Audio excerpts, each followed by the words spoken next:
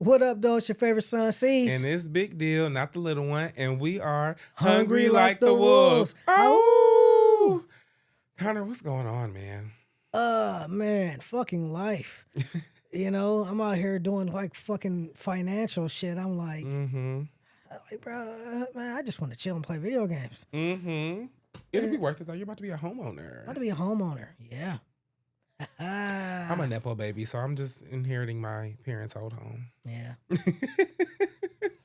Yeah. I'm moving to the hood. I told you my nana was quite worried about you.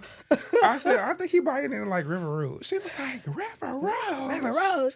Listen, okay. Here's my thing. I feel like River Rouge is one of those like River Rouge is like definitely like a drive-by city. That may be like the worst terminology. But what I mean by that is like it's a city that you never drive through. Drive-by city. You better duck every time you see a car. It's a city that you never really drive through. Like you're not in River Rouge unless you live in River Rouge or you work in River Rouge. But like outside of that, it's like the way the city is built, you're not even seeing the houses, the neighborhoods, none of that shit. You're driving around River Rouge. Right. So no one really knows about it.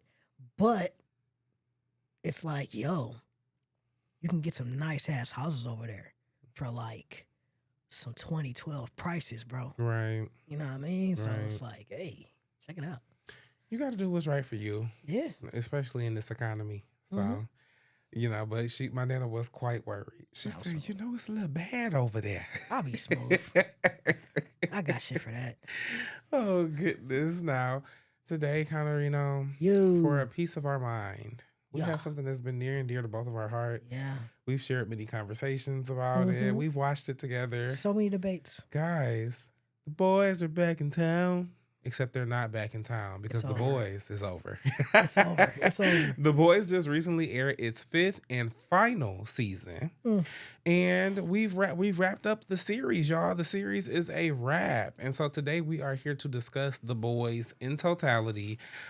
You know, all the seasons. How did we like them? How did it stack up? How did we like the characters, their growth, where they ended up? And we're going to get into it. So, you know, we have a little bit of a different rating system when we do these shows, okay? Yeah. So the first thing that we're going to get into is the acting. The acting. Impeccable. I thought it was great.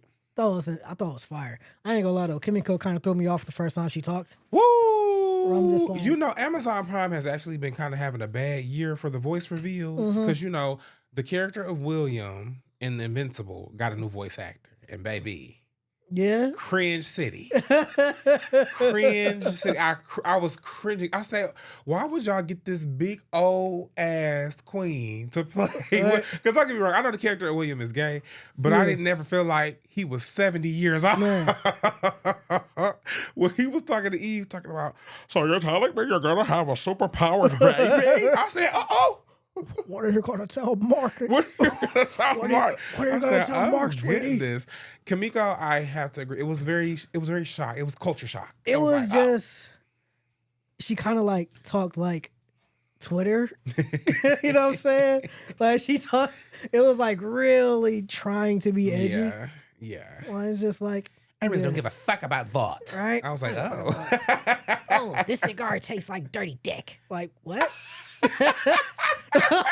What? Okay. I'm just like, you know, we can go back to the ASL. Yeah. I ain't gonna lie. Yeah. Because honestly, I also felt like her performance kind of suffered for the speech. Like, she's been low-key such an incredible actress throughout the entire series. Just emoting. You know what I mean? Because she didn't have any lines. So just the emoting. And then when she started talking, I was kind of like, ooh, you kind of taking me out of it, babe. You kind of taking me out. I'm like, what the fuck? I'm like, Frenchie, this you? I have to say, I have to give all kudos to Anthony Starr. Yeah. Now, Anthony Starr, he starred in a television series called Banshee that I loved personally. My brother introduced me to it. But it was essentially about basically like, this guy gets out of prison. He goes to this small town of Banshee. They were expecting a new sheriff. I want to say the sheriff ends up dead in like a little bar shootout. And this guy who just wandered into town decides, I'm going to take his identity. and poses as the new sheriff. Really, he's there to settle some old business, settle some old scores. So it gets a little interesting, but it was a really good show. And he did amazing in that. The Boys, though, is where I realized, oh, you a heavy hitter. Homelander. Oh my God. Homelander, man. I ain't gonna lie. Top 5 depictions of a villain in superhero history, bro. He was definitely one of those villains that almost made me uncomfortable to watch the show because I was like, who the fuck is gonna stop him? Who the fuck's gonna stop him? Every scene, it's like, oh God, he's about to kill this motherfucker. He's about to kill. I'm like, oh my God. Whenever he would like corner one of the boys or like capture them, or for it was plenty of times I thought he was gonna just smooth knock Starlight cute little head off her shoulder. Honestly. No, I didn't. I read the comics, so I know in the comics Huey and Starlight are the two to survive. So I never was too worried about Huey or Starlight. Yeah. Everybody else, I used to be like, oh, shit. Juanito. Yeah, bro. Listen, man. That nigga Homelander, listen, I thought he was about to fuck Frenchie up. I'm sitting there. I'm like, oh God, like not French. Oh God, not in front of his boo. Like, you know what I'm saying? Not in front of his boo. Man, listen. But yeah, he fucking bodied that role, bro. He was amazing. Just being crazy as shit, and then yeah. For me, it's how he pulled off the balance of of course it's like in this world, Homelander is all powerful, cool, but so like that I think comes with a certain air of like arrogance and whatever. It was him balancing this extreme, deserved kind of arrogance with this huge insecurity. And it was that contrast. I felt like he used to do amazing of like switching it on and off. Like, yes, I'm Homelander, and wait a minute, you don't like me? Do you feel like he got his deserved confrontation with Stan? No. I don't think so. I mean, what I used to like about any time he did have a scene with Stan was how Stan was calm as a fucking cucumber. Because Stan, I think the interesting thing, this is such a mirror to real life, but Stan being this like multi-billionaire CEO, he thinks everybody is kind of beneath him. Yeah.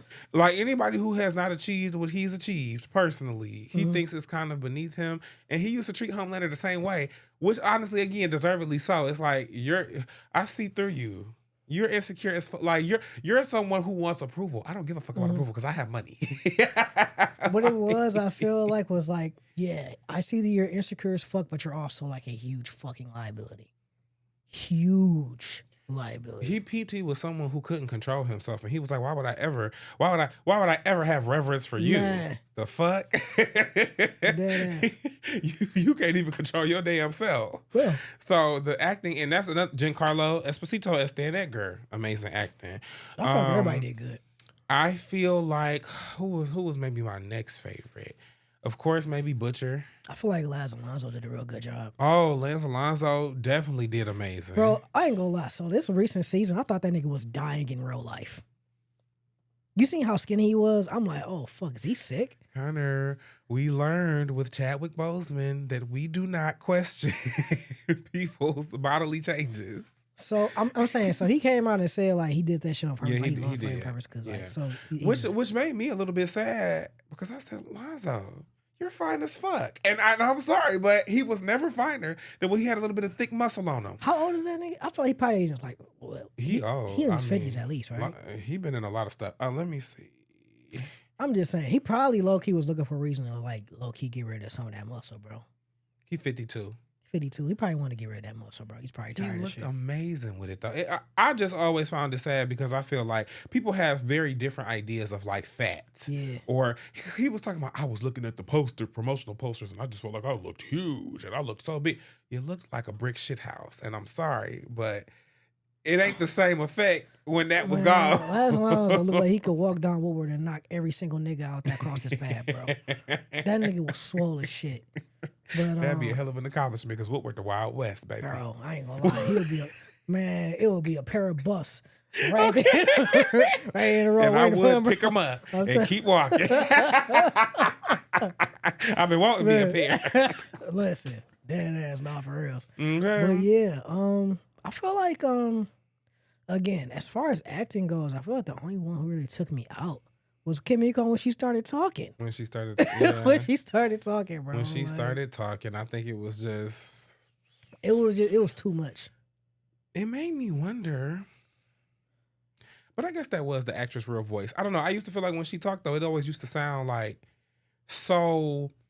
It almost, to me, it would be like the audio like broke up to kind of have her talk. And I would be like, what was that about? Like, part of me was like, does she really for real speak English like that? And so, I'm not even trying to be like that would have been a bad it. move, though, getting like someone who would have had that accent, I guess. Or or I feel like, hell, whatever you can do, babe, we're going to let you do. Now, if you can't do it, we'll go back to the ASL. But if you can do it, let's let you do it. Because I was like, is this a voiceover? I was questioning that. Like, is this really the actress talking?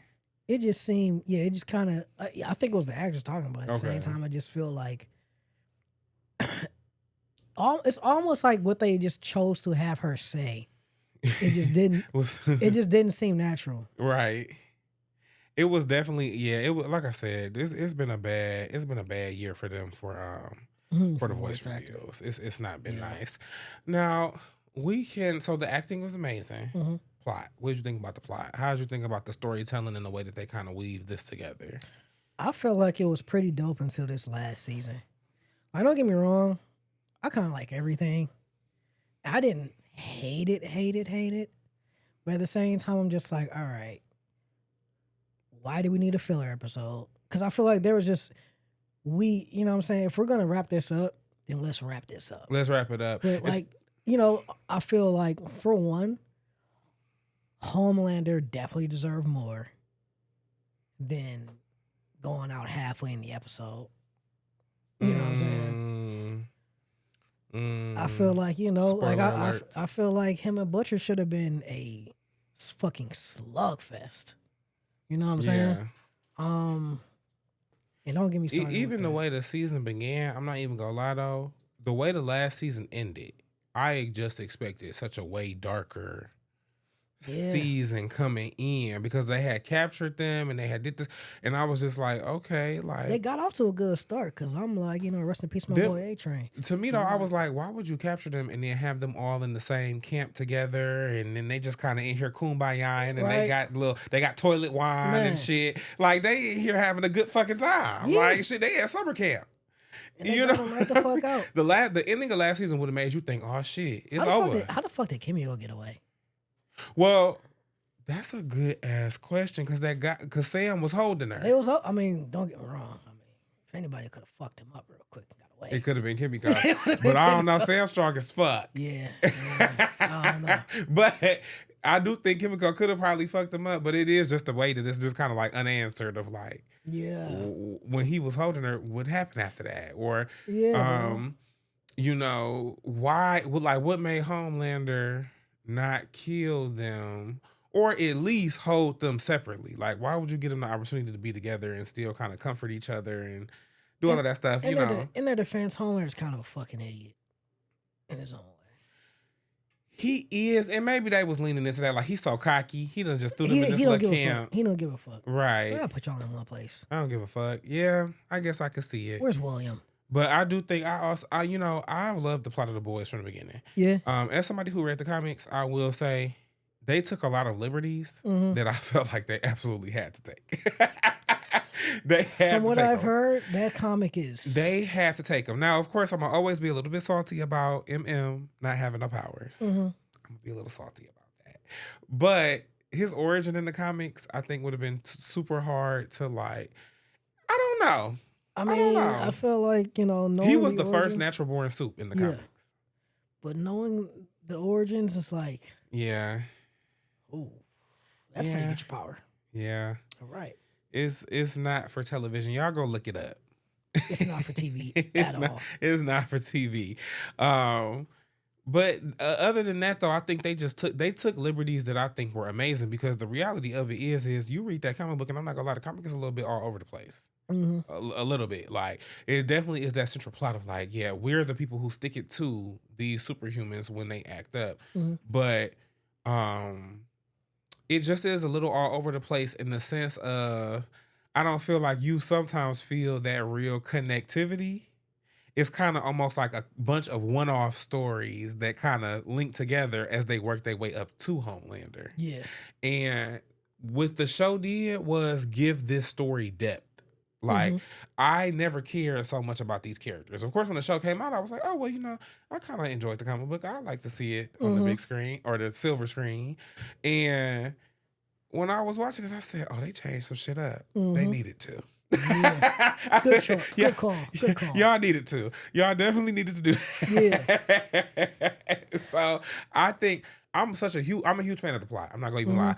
I love the depiction of the superhumans. I love the original plot of the comic of like, don't y'all just kind of think that if we really had superpowers in real life, don't you think it'd be a little bit more assholes than it was Clark Kent's? Like, which it was, and it would be. Which it would be. So it's such an amazing thing. But I did also just love the way that the powers was depicted.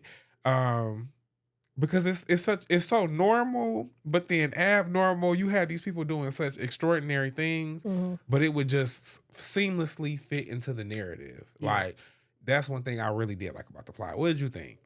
Yeah, I felt like, the plot did do a really good job of showing us like, oh yeah, this is what like American people would be like if we had superpowers, where it's like, we fucking assholes, bro. And I don't even think we got to stop at American. No, it's assholes everywhere. And just no regard for human life, none. Yeah. And it's just like, and I feel like they did a really good job with character development and showing how these characters grew, how certain characters went from being assholes to being like, oh, yeah, I think it kind of like being a good guy. Yes. Shit like that, Yes. Starlight, I loved her journey of being this idealistic superhero. Because she was the Clark Kent. Let's just be very honest. She was the Clark Kent. And I love how she had to reach a middle ground of like, damn, sometimes being a hero does mean sacrificing parts of yourself. Yeah. Your morals, your whatever. Because truly a hero, if you really are a hero and you're really up against these insurmountable forces, it's going to be some times you're going to have to do some fucked up shit. Yeah. It's going to be. And, I like how they handled some of our bad guys. Where, like, for example, Firecracker, right? Where it's like, damn, you about to sell your folks out? And for what? Hey, we saw that ended. And it's like, damn. Can I talk about how I love that, though? Because let me tell you, first of all, the boys has always been sending the message. Now, comic, I don't think they sent no motherfucking message. I think the comic was just a cool concept. Yeah. Whatever. The show was always sending the message of all of the things that were wrong with our society. And the Firecracker story, I think, was perfect because Firecracker was a bitch, don't get me wrong. She really did actually have very similar beliefs to Homelander. She did. Yeah. Was she an extremist? No. Yeah. There were lines that she did not want to cross, but she crossed them simply to be in his good graces. And he killed her on some shit like, I don't even got respect for you, bitch. I asked you to do the man who raised you dirty.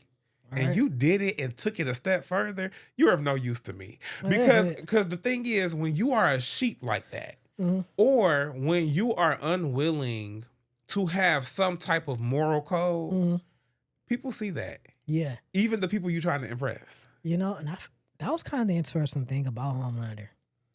He had more respect for you if you told him, though. He almost needed you. He almost needed you to tell him, like, it was plenty of times he could have ripped Butcher in half. Absolutely. But he didn't because, hey, man, you one of the only motherfuckers in this world that's for real gonna be honest with me. So it's another thing with Stan Edgar. Why was there never any action taken? Because Stan was somebody that look Homelander in his face and say, motherfucker, you don't impress me. Exactly. Exactly. You know what I'm saying? And he would almost need that. And he would almost hate when they would... Remember when he was about to make the deep suck A-Train's dick? Right. He was disgusted with the deep. Like, what the fuck? He was like, you was really about to do it. You was about to do that shit? You was really about to do it. Oh my God. His character development or lack thereof, amazing, because it's like he was such a brown noser to the end. And Starlight gave him this chance where she's like, bro, just do better. Just better. He's like, no. And then like... And then you get killed by a very sea creature. And it's just like, with your friend. Man, had a hit out on him. It's and he looked so fucking confused when he was dying. She was like, what the fuck is going on? She's like, oh, why the fish beefed out with him like that? Okay. It's funny because no one else could hear the fish, but like Deep knew, like, Man, I can't go in that fucking I water. can't go in that fucking water. I said, damn, they really did have a hit out on him though. Like the minute he hit that water, they was coming in mad. Yeah. So I was a fan of the plot. I do think in that last season, I wish they would have just been full gas, because you know what I noticed that y'all did have time to do? Y'all didn't have time to include the Gen V kids, but we get to see all of these old ass bitches that y'all about to have in this prequel. That, and we see this, we see that, we get a fucking filler episode. Yeah. We don't get an episode with the Gen V kids doing something, anything. If you ask me, when they first wanted to test the virus and they was going to do it on teenage kicks, we should have had Gen V versus teenage kicks. These that two young heroes, you know, doing that. But and he would have destroyed them niggas. Said she would have destroyed them niggas. Marie almost would have shut the house down. Man. Marie almost would have just said, woo. And just different shit where like we didn't get called back from the Crow Girl again. Like we did not get. She should have been another one of the adoptees. Yeah. She should have been Crow Milk. I don't know. What I'm saying? Crow Milk. She should have been there. You know what I'm saying? Maybe she could have dropped some crows over by the White House, and they're like, "Oh, this where they at. You know, shit like that. You know what I mean? Yeah. And I think a lot of what we're speaking on is the structure, which is our next thing. You know, I think they structured the show very well until this last season. Which I don't know why that happens so often. Sometimes I just think teams just can't stick. You know what I think? It's too much expectation. Too much expectation. It's probably a lot of red tape. Mm-hmm. And yeah, probably. And then I think the goal with the last season, I don't think you can avoid the goal of we're trying to please somebody. Mm-hmm. Like you know you can't please everybody, but you're trying to please somebody. So good question. Homelander, he got his head popped in the comic book too, like that, didn't he? If I can remember correctly, because it was like the other. There was a twist where so there was a twist where basically like Black Noir the whole time, you never see him unmasked, but the whole time Black Noir is actually a clone of Homelander. Mm-hmm. And then it turns out a lot of the more terrible things that we think Homelander does, he's still a piece of shit, but a lot of the more terrible things that we think he does, even like raping Butcher's wife, was done by this clone. Yeah. Because the clone's purpose was, if he ever gets out of line, you have to be the one to kill him. Mm-hmm. So the clone, that's the clone's whole purpose. The clone kind of went crazy with that purpose because at first, Homelander was a respectable hero and when he first started his career. Mm-hmm. So the clone was like, well, fuck, I'm never going to get to achieve my purpose. So then the clone starts doing these terrible little things. Yeah. Homelander gets blamed for him. So then Homelander kind of starts to become a piece of shit because it's like, why do everybody assume I'm just like a piece of shit? Okay, fine. I'm going to give y'all what y'all want. Yeah. To the point where he does try to take over the White House, take over the world, and then the clone finally says, fucking great. Right, like, finally. I can do this. And then they have their own little battle.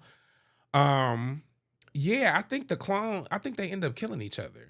The clone and him. I feel like he killed the clone. Yeah, probably. But I know Butcher like hits him with the crowbar shit. I feel like. Does he in the comics? I think he hits him with the crowbar. Because from what I can remember, I think Huey killed Butcher. Huey and Butcher had a big confrontation because Butcher killed MM and killed Frenchie and the female. Yeah. And then him and Huey had this big like battle on like a rooftop because Butcher was about to release the virus over this little rooftop. And Huey caught up to him. They had this big battle. I don't even know if him and Butcher have like a big final confrontation in the comic, from what I can remember. I'm about to go ahead, keep talking. Yeah. I'm gonna go ahead and look it up. I don't know. I feel like he does. Like they get there and like Butcher hits him with a little crowbar and like. Nope, he's killed by Black. He's killed by the clone. No, I'm saying like Butcher killed the Black Noir Homelander. I'm saying.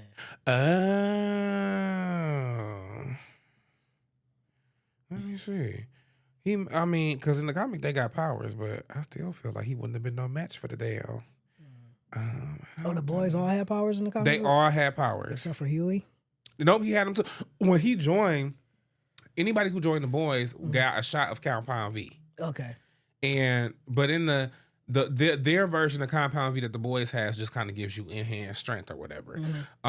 With Frenchie, it gave him an enhanced sense of smell as well as the strength.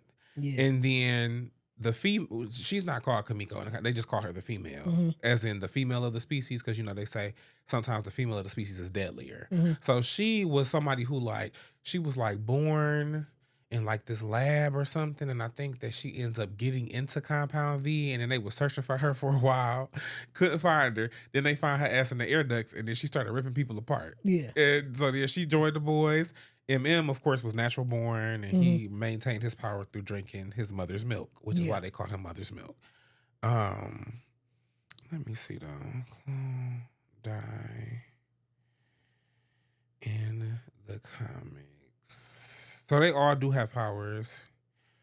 I'm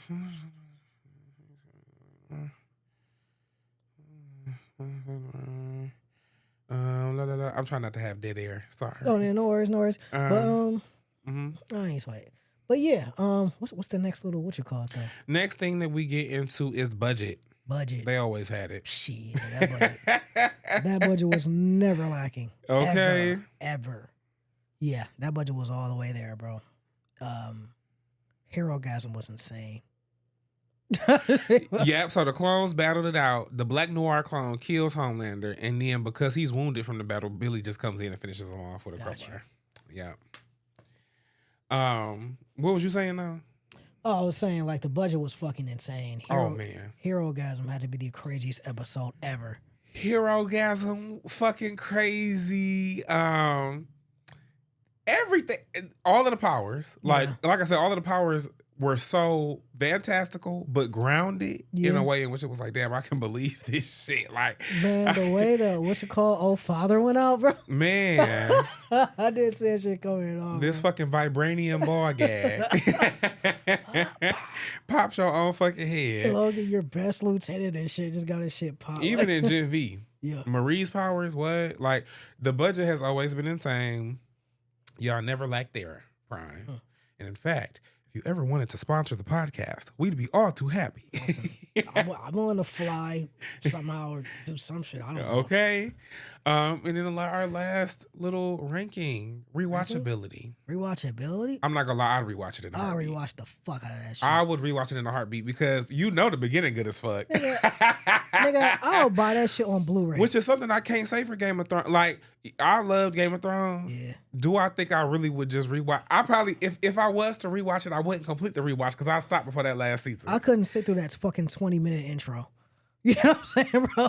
Like, yo. Now, we're not going to slander the intro. That intro is long. No. Connor, you don't understand iconicness. That intro is iconic. I mean, the thing... Never mind, because we're about to get into Game of Thrones. That's for another episode. I do like House of the... what you call it? House of the Dragon is good. Hedge Knight. I like the Hedge Knight. Hedge Knight is good as well. I think, well, George R.R. Martin actually is one of the ones. I don't know. I don't know if we know this. Yeah. He's actually one of the ones. I'm actually about to get into. The library has a few of his, he actually wrote on a superhero series. Not wrote, but like, essentially him and his friends would do a D&D group. Yeah. And when I'm saying D&D, I am including all tabletop role-playing. They used to just do tabletop games. Yeah.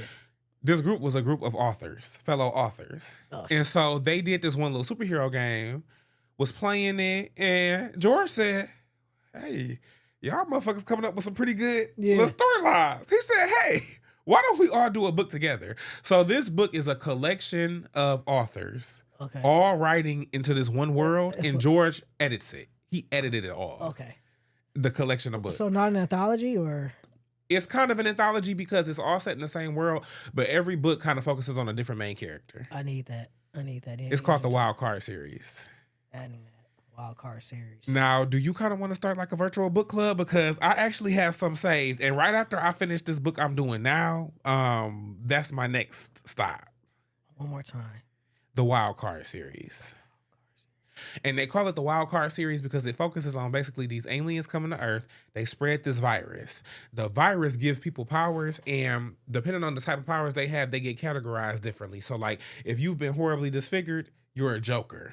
Yeah. But if you have this amazing power set, you're an ace. Yeah. And then so on and so forth. Cool. So, yeah. George R.R., he one of them ones. Yeah, rewatchability, I'd rewatch The Boys, but I'll rewatch The Boys in a heartbeat, but yeah, I'll definitely rewatch The Boys. So overall, friend, what are you giving The Boys as a series? As a series, as a whole? You okay?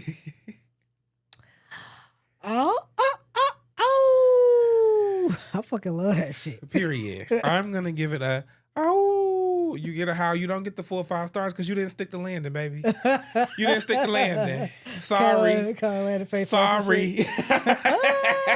You didn't stick the landing. I didn't walk away from this like that was the perfect final season to wrap it all up. And I've done it before. Yeah. Okay? Mm-hmm. Scandal, baby.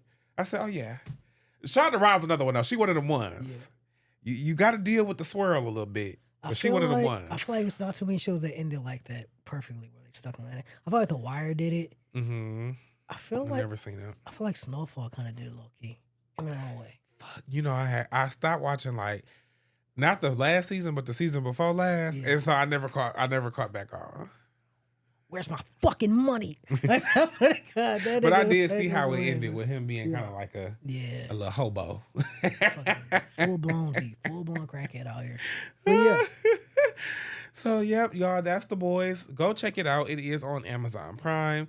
It was an amazing series. Did I think they stuck the landing? No, but do I think it's worth the watch? Absolutely. 100%. Boop. Now, it's time to grab our popcorn. I'm going to be honest. I was supposed to do some more research about this first story. Gayle King. Gayle King did the Call Her Daddy podcast. And she just talked about her ex-husband cheating with one of her friends, which I thought was such an interesting story because Gayle, Oprah, these super mega rich bitches or professional, I just wouldn't even imagine them in these kind of scenarios. So I thought it was a little bit interesting. Also because when I think about Gayle and Oprah, I end up, sure. Thank you.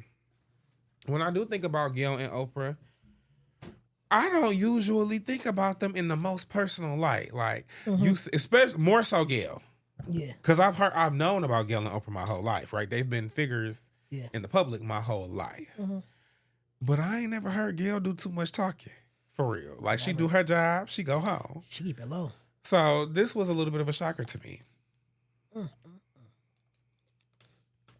Gayle's getting cheated on. Myself to the airport then, Alex. Yes, you did. Yes, you did, Miss Gayle King. Before Uber and Lyft and when you call it a car service. But I drove myself to the airport, and the airline would call you to say, listen, your flight has been canceled, but you can if you get on the next one, you can get out of there. So I was in D.C., and Kirby and Will were little. They were like 2 and 3 at the time. So, I said, guys, we got to hurry, go. I'd driven myself to the airport, so I didn't even have time to call and say, look, the flight was da-da-da-da-da, I'm coming home. I didn't have time to do any of that. We got to the airport, got in the car, came home. And got right to it. The alarm was set, which I thought, that's strange, because you're in here by yourself. You're a big-ass, grown-ass man. He never sets the alarm. And next thing I know, he comes flying out of the room, and he's got a towel on. He goes, you can't come in. What do you mean I can't come in? Talking about? He goes, you can't come here. Come in. Someone's here. I go, someone like who? There's nobody here. I mean, I was so oblivious. There's nobody here. Get out of the way, Billy. There's nobody here. He goes, really, you can't come in. And so I start searching the house because I didn't believe him. I get down, and there they are, or there she is, cowering behind the door. In my towel, Alex, was a nice bath sheet. In my towel. What did you say? I said, I can't believe that you are here and that you are doing this. I can't believe that you are doing this. It was she her was your friend. Yes. And I even said, it was her friend, kind of. Her husband. Her husband had an affair with her friend. They stayed together? I don't know. Now that I don't really know. I don't really know if. Oh, you talking about Gayle and the husband? Yeah. No, she divorced him. After that? Yes. Let me try to find. So then the husband that came out, child, and did a damn apology. All right, TMZ, you got too much motherfucking shit going on. Because damn. So the husband came out and did an apology, which I also thought was interesting because I said, bitch, they late $1 short. Because don't wait till I tell the story. And honestly, that's something. She was talking about like her kids were like 2 and 3. 2 and 3, like bitch. This so was just like 30 years later. Like, bitch. The apology blew me, I think, more than the story because I was like, hey, listen, you is not a serious camper. Not at all. Okay. That nigga she don't even care no more, nigga. Gayle King's ex-husband is apologizing for cheating on her nearly 40 years ago with her own friend. And the apology comes after Gayle rehashed the pain in a recent podcast. William Bumpus tells TMZ, my deepest apologies to Gayle, to our daughter Kirby and her husband Verger, to our son William and his wife Elise, and to our 3 grandchildren for the pain I caused decades ago. Those actions were mine. I have long owned them, including publicly in my own words in 2016, which still stand. That was only 10 years ago. Yeah. So again, it was a day late and a motherfucking dollar short. Gayle has every right to share what was a painful chapter that changed the trajectory of our marriage and our family nearly 40 years ago. I respect her right to tell her story, and that's where I'll leave it. What I will say is this. I remain endlessly grateful to Gayle. She gave me 2 of the greatest gifts of my life, our daughter Kirby and our son William. It was Gayle who encouraged and supported me through getting my Yale law degree. Oh, I'd have killed him. And it was Gayle who chose with me to co-parent successfully from the very beginning. A testament to our shared commitment to our children above all else, and now our grandchildren. The love and camaraderie we forged in that work have carried us all these years. Yeah, they late dollar short. They late and a motherfucking dollar short. And I also feel like certain shit you can't apologize for. I feel like you better just not even saying shit. Why'd you go public with this? Like, don't get me wrong. The apology is nice. But I really do be feeling like sometimes you did that shit very intentionally. Oh yeah. Like I fucked my wife's friend. Like that ain't even something. Even if you had went publicly and apologized that year that the shit happened, once your divorce was finalized, I still feel like it would have always just been like, are you really sorry? They got right to it though. Who did? Him and her friend. She went to the airport and came back, and it was like she was out of town. Oh. She was out of town, but she had driven herself to the airport leaving. So when she came back, her car was there. So when she so the gag was her flight was delayed. Her flight. So I'm sure they thought they were safe. Oh, but she was going to the next flight. But then she ended up getting on another flight that still got her back there, and she didn't, because her kids were so young. She was like, okay, I gotta hurry up and get back home because they've been expecting me home. Yeah. Just to get there, and you fucking her friend. Them kids at grandma and grandpa's house because your ass nasty. Yep. Because that's the other thing. Not only did you fuck my friend, but you fucked her in our home. Yeah. Our not just our marital home, but our family home, where our kids lay their heads. Bum, bum, bum, ba-dum, bum, bum. Like a sausage. That was just such an interesting story to me. Number one, because I said, damn, I ain't know Gayle was the type to tell her business. I didn't think so either. But I love it because, you know, I'm nosy. So we got a pod topic. So. Okay, got a pod topic. I said, oh, Gayle, you know, that's what the fuck was going. What the hell is going on between the sheets in my home? I don't want you. I don't want you. I don't want you. Joe, you's a lie and you's a cheat. I don't want you. I don't want you. I don't want you. I don't want you. I don't want you. Moo. So I thought that was very interesting because I said, damn, we'll never hear Gayle tell her business. And especially, she got to the nitty gritty, baby. Yeah. Gayle said, baby, he was in my house. Who was her friend? I don't know who the friend. I ain't even looked that up. Let me look. You think she famous? She might be. Let me look. Who was Gayle's friend?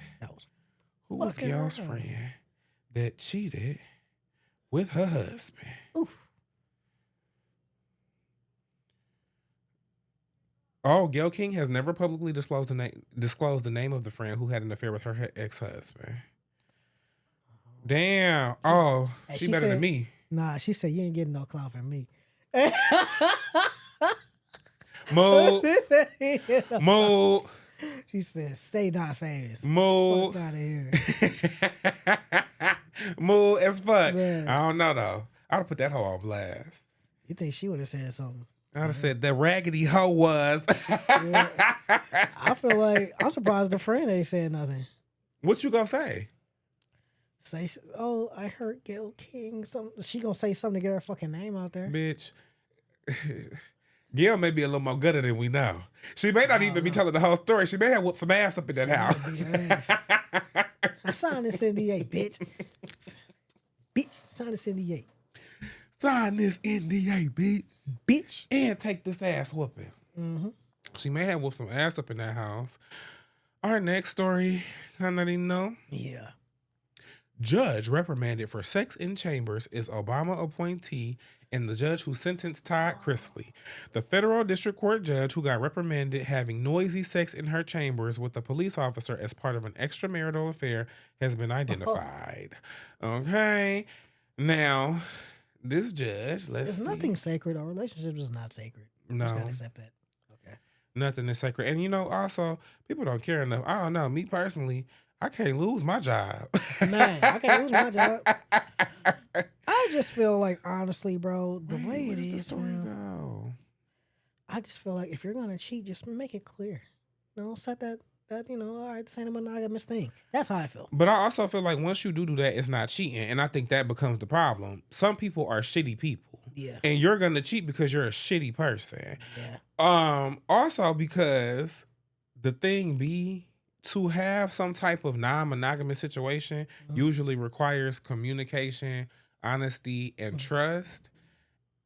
And also the acceptance that everybody not gonna be down with that shit. Yeah. And a lot of people don't want to face that. Yeah. It be that. And I ain't gonna hold you. I ain't gonna hold you, bro. Sometimes it be like folks be wanting you to be monogamous, but just you. Exactly.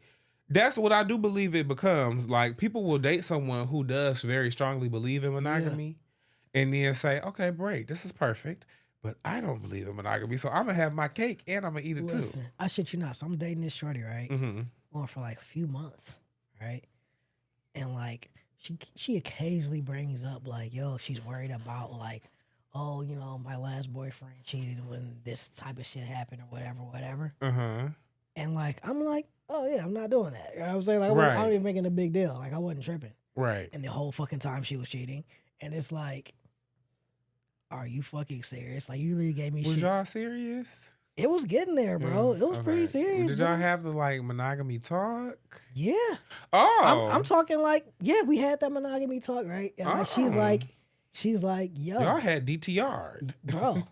She's like, yo, like she's making it a point like, oh, my last boyfriend cheated and that really fucking hurt me. And this and that. Like, she's bringing it up all the time. And I'm just like, yeah, but I'm not cheating on you. So, like, you know what I'm saying? And then the whole fucking time, I'm like, all right. I'm like, get the fuck out of here. My first ever boyfriend cheated on me. And I seen it in a text message. Yeah. You know how... text messages used to pop up on your phone with the actual message in the thing. Yeah. And I see the text message say, oh, last night was amazing. I said, and I really do wish I was more player though. Like, I really do wish I was somebody that could have seen that and be like, okay, no problem. And it's just been done. Yeah. But I had to figure out what the fuck was amazing about last night. What the fuck was amazing about it, bitch? Yeah. What was it? That didn't end too well. That did not end too well. I'm mad as fuck because I just had the story right on the screen. Oh my fucking God. I had this shorty, man. She was mad insecure. So like, my coworkers be calling me sometimes and shit like that. Cause I'm pretty good at my job and shit like that. And like a lot of my coworkers, they work on new shit that I've been working on. So they call me and ask for questions. And I'm working with mostly women. Okay. And it's like, she'll be at the crib while I'm working from home. And it's just like, I'll tell you right now, never again. Never again. Cause like my coworkers will call me all the time. It's like, I'm shopping with my coworkers. It's just like, oh, you can't what's your coworker? Like, what? She called me, asked me questions, bro. What are you talking about? Now she was tripping. Oh, like, you tripping. I ain't gonna lie. So one time, never mind. I ain't gonna say it. What? One time, my coworker, I didn't know her. She's asking like, "What's my favorite color?" And I was like, "That was a strange question." Who asked you your favorite color? One of my coworkers. She asked me because like she would call me, like we saw him like a few minutes, but like shorty sitting right there. And like. She called you. Yeah, like she gave me that look like she kind of hot. You know what I'm saying? Yeah, I was talking about work. Talking about work. I'm helping her out with something. because she's working on these new cases that I was already doing. Mm-hmm. So I was working her through it, and I know she was asking, "Oh, hey, Connor, what's your favorite color?" I think she's doing like some casual shit, but like, Shorty didn't like that shit. Did she ever get you like a gift or something? No, nothing. I'm not gonna lie, Connor, I'd have tripped out too. It was strange. I'd have tripped out too. When Because she I said said, it, I'm like, you would have got off that phone and I'd have just been sitting there looking at you. The fuck do she need to know your favorite color for? that's exactly what happened. That's exactly what happened, bro. Because I really would have needed to know. The fuck did she need to know your favorite color for? I'm like, okay, look, I don't know what the fuck that was about. I swear to God. But yeah, nigga, that shit. Oh, baby, you would have been in hot water. I was in hot You water. was. I was in hot water. I'm like, I'm sitting there, nigga. You ever seen one video of the nigga? He's doing his own rap song with Shorty smacks and he's like, I'm a winner. Yes. I'm sitting there. I'm trying to put on Princess. I'm like, I gotta change the subject fast, bro. It's been about to hurt me good. Bitch, I know exactly what video you talking about. What's funny about it is he wasn't even rapping. He's singing Daniel Caesar, through drought and sadness. Da, da, and she just hauls off and smacks the fuck out. Don't you love when I come around? Dog, I'm sitting there, bro. I'm like, oh my God. Oh, I gotta change this fast. I'm like, you wanna eat, babe? Wanna eat? What's food? A federal judge and high-ranking police official are at the center of allegations involving sexual encounters inside the judge's chambers during work hours, according to a newly released judicial misconduct order. That's wild. Let's see. Chief Judge. Oh, no. This ain't the guy. Oh, wait. This ain't the judge. Okay, hold on. I'm trying to see if we got the judge's name. The individuals referenced are U.S. District Judge Eleanor Ross and Atlanta Police Deputy Chief Kelly Collier. Employees interviewed during the investigation described hearing when one court clerk called unsettling noises along with kissing and music coming from the judge's chambers. The American legal system... They turned that music on. They said that music about to drown it all out. The American legal system depends on honesty and truthfulness, Gilfillan said when asked why the public should care about the allegations. Federal law allows judges' identities to remain confidential during misconduct investigations, but disciplinary actions must be made public. However, the law requires an order like this one to be made public if there is an imposition of discipline. The order also alleges Ross attended a primary election victory party for a district attorney. Okay, see, now y'all trying to ruin her character. I kind of don't like that shit. Mm-hmm. So yeah, I don't think I'm gonna read the rest of this. Hold on. Man, you wild and fucking in the damn courtroom. During work hours. You're wilding. You are wilding. Now, I ain't gonna lie. When I first heard the story, I was kind of in my mind like, well, who cares, right? Then I learned they were having an extramarital affair. And I said, okay, I guess I can kind of see that because you a judge, you a police chief. You bitches do kind of have to have your morals together. Cause you know, I'm a licensed mortgage banker. To be a licensed mortgage banker, you can't have no like fucked up credit. You can't be somebody who spends frivolously or, when they look into your financial records because you have to be someone who people can trust with their money. Mm-hmm. So if you're not somebody who manages your own financials well, you can't be. So when I learned it was an extramarital affair, I was like, okay, I guess I kind of see why it's a big deal because we want prenups. Right? Like, okay, so y'all on some moral shit, but then as I'm reading this article and I see how they trying to like turn it into some other shit, now I'm kind of like, all right, y'all gassing it a little too much now. Man, I feel like a judge, so a police chief, a police chief and a judge. Police chief and a judge. We got money, right? Okay. Y'all couldn't find nowhere else to fuck besides the courtroom? Like, what's the real nigga shit? I often wonder. Y'all got some money, dog. Come on. What do be making people like want that this thrill of like people be doing some duplicitous shit or some shit that they know like, oh, this about to low key fuck up my life. What make y'all say, I want to do this in the most public way possible? Hey, what's on the docket? You got about this? This dick.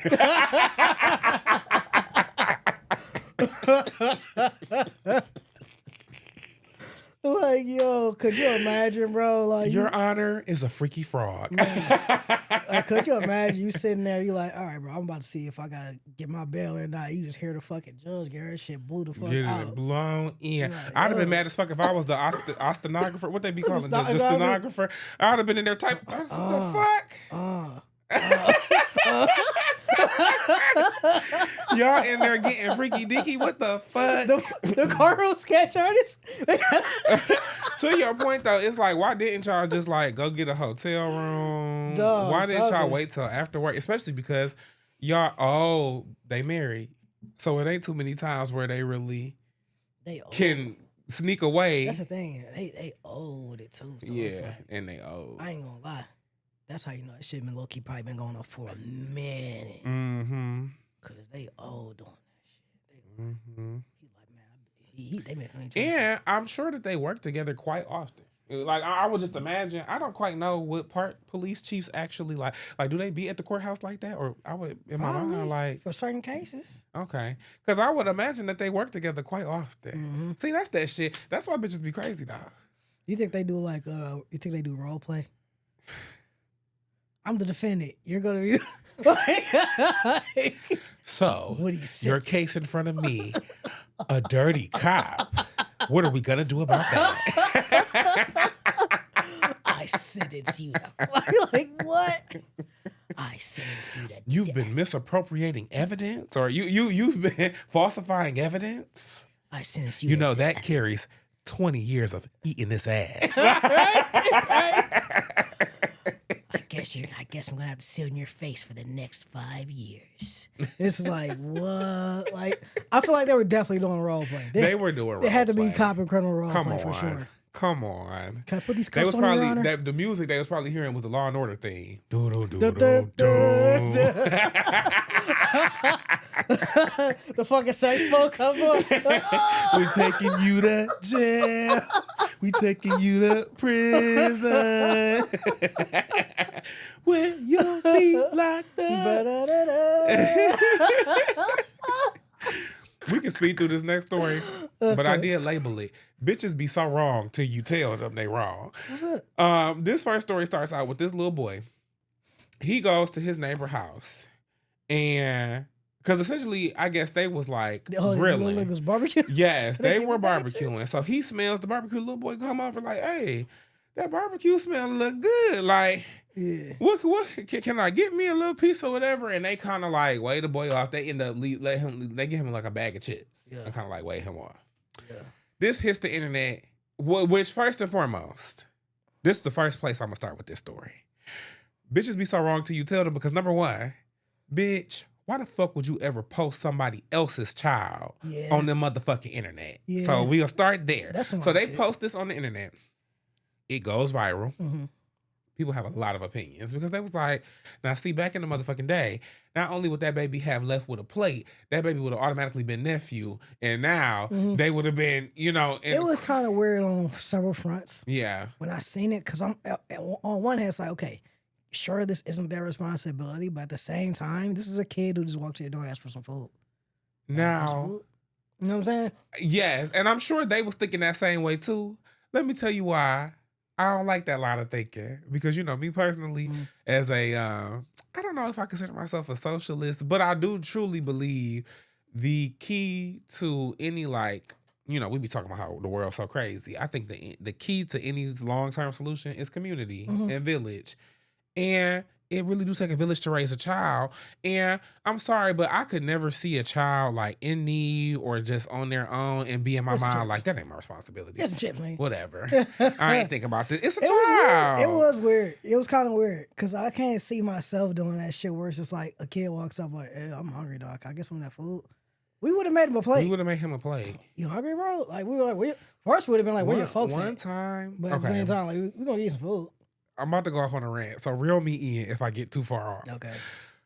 One time, there was this little boy. Yeah. He on the block. Now, you know me I don't like kids for real.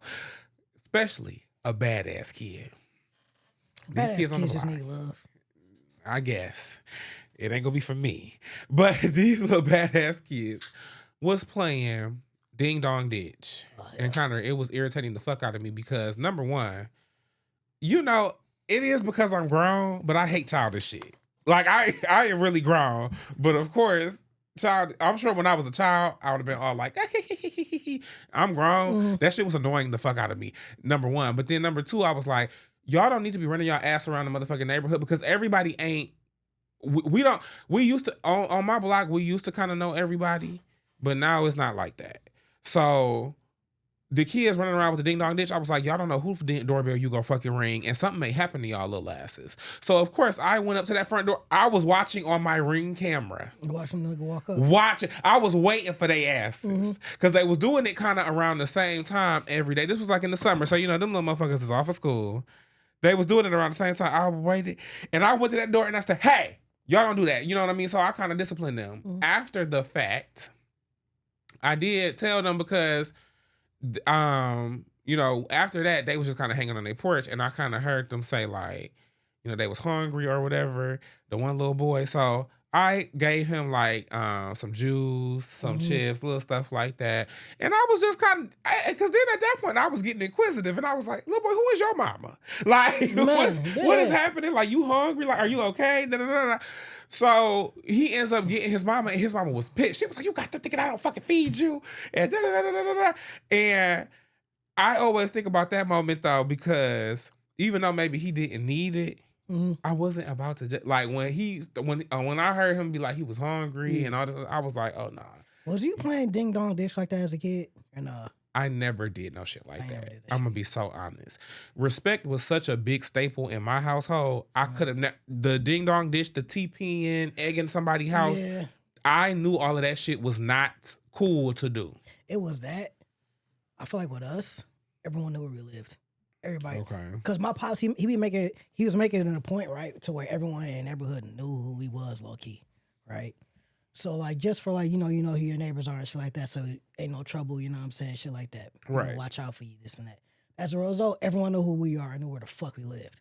Right. We wasn't doing none of that shit. No, because that's the other thing about community. It do kind of help you to keep in line because you can't always, because the reality of it is kids are going to do stupid things because they kids, you know, they don't know no better. You need that kind of communal, like, hey, don't do that. It was a kid. I was walking in my house yesterday, and I take care of this little stray cat. The kid was about to throw a rock. I said, hey. Hey, that's some psycho. You got to check that shit quick. I watched his little ass until he walked his ass back to his house. I said, man, I ain't going to hold you, man. We got into it a few weeks ago, right? We was watching WrestleMania, me and Paul, right? This one dude, so they're not really kids. They're like teenagers. They're teenagers, right? Okay. He's walking, but he's ducking like behind the, you know, that little tree in our driveway? The little one. He's ducking behind that shit. Me and Paul both looking at him. What are you doing? What are you doing? Paul goes outside. I'm like, oh, hey, Paul's going outside. I'm going outside. I guess, so it seems like he might have stole some other little nigga's vape. He's talking to us like, oh, I just got to get away from, you know what I'm saying? Somebody looking for me. We see the dude coming around the corner. Right? At that point, you know what I'm saying, he done gave us his story. We're like, all right, bro, go on. Just go. Right? Go. So homie walk up to us. He got his hands in his pockets. He got a little jacket on, right? But you can tell his fist balled up. Right. Right? Like he ready for some shit, but like, you know, me and Paul there, he don't know if he about to get his ass beat or not. Right. Type shit. And we were like, what you doing, bro? And he like, man, that nigga stole my vape, this, and that. Paul like, nah, we ain't doing that shit. Paul sent the nigga the other way and shit, right? He like, go the fuck home. Hello. Bro. Go the fuck home. Y'all ain't about to do that shit around here. No. But I mean, you need that though. The little nigga was pissed. He was pissed, but at the same time, I'm like, bro, the thing is, as a parent, you not gonna be able to be around 24/7, and there do need to be someone who can kind of put your child in check. Like, real talk. Now, I do know why. I think nowadays, because number one, we are in an age where you exposed to so much. You do just know how many dangerous things are out here. So I think people are a little bit less hesitant to trust their kids with other people, which they should. You should be hesitant or you should be weary. But there do need to be somebody who can check your child because your child is a kid and they're usually going to run amok. Yeah. Like, usually. You got to show these kids out here, bro. So this little boy, though, what ends up happening is that... irritating. The family ends up Because you know it went you saw the viral. picnic? It was hella backlash because they was like, now you know you were supposed to feed that baby. Like y'all know y'all was wrong as Yeah. fuck. Now all of a sudden they got him at the little picnic. This the family that shoot him away? This is the family that shoot him away. Fuck out of here. Bitches be so wrong till you No, tell that's them. disingenuous.